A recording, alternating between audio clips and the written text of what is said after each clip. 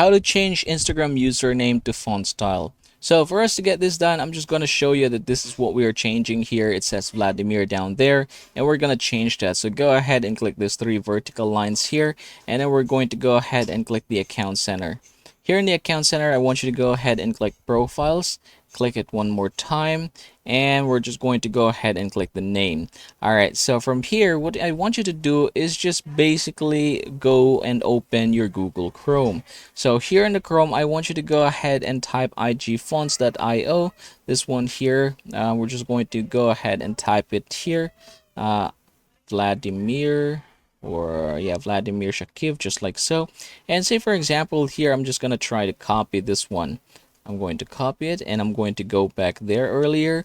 Now I'm going to go ahead and delete this because we're going to change it to something else, just like so. Now I'm going to tap on the save button, just like so. And as you can see, it was able to apply that changes. So let's head over to our profile, and let's just refresh this one for the changes to take effect. So as you can see, we are now using that particular username and a different font style. So yeah, that is how you're going to get this done. I hope this video helps you out.